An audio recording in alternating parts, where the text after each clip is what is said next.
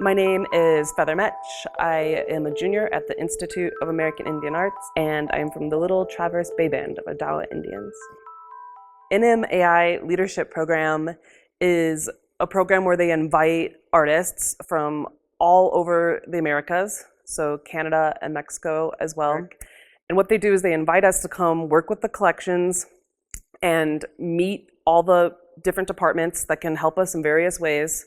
So the librarian and the archivist and the collection managers, and they really work with you completely. Then we're expected to take what we've researched and create a project, and then we present that at the Smithsonian, at our school, and our communities.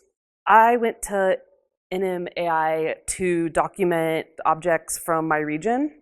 So everything was from Michigan, and everything was 1890s, 1900s quill work and basketry. And I documented them in a way that they can be shared digitally. So I did photogrammetry, and I did high resolution photography.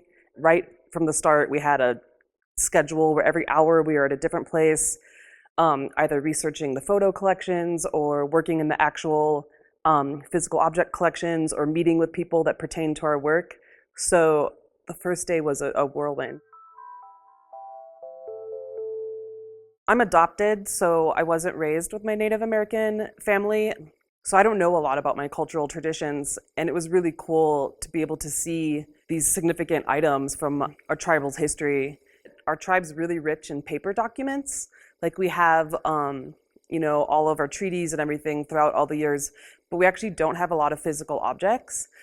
And when I was at the Smithsonian, all these images that I had read about were physically there. So that was a huge cultural significance to me because the majority of our objects are in museums. So a big part of my project is bringing people the next best thing. If I can't physically give them access to these objects, I'm hoping that I can digitally share representations of them.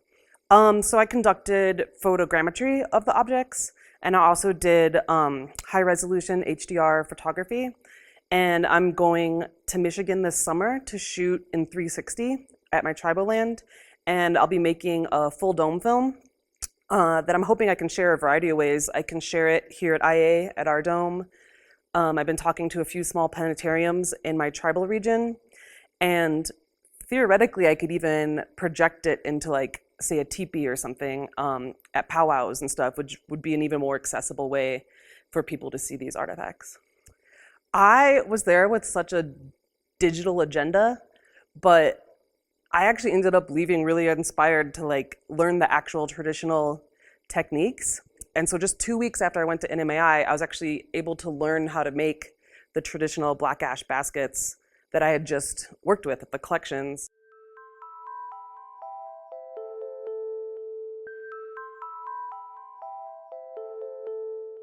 I'm really interested in immersive and interactive spaces, and we have all these new tools that can be so much more immersive and connecting: telecommunications, virtual reality, full dome.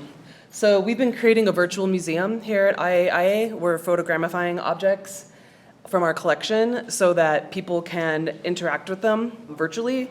So it's a 3D modeled representation of the physical object. When I was at NMAI, that's primarily what I was doing. So Kevin was amazing and crazy organized our schedules where we could meet everyone at Smithsonian that even remotely pertained to our interests.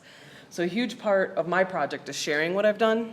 And it's going to be a full dome piece, and I'd like to share it with not just our dome, but other domes.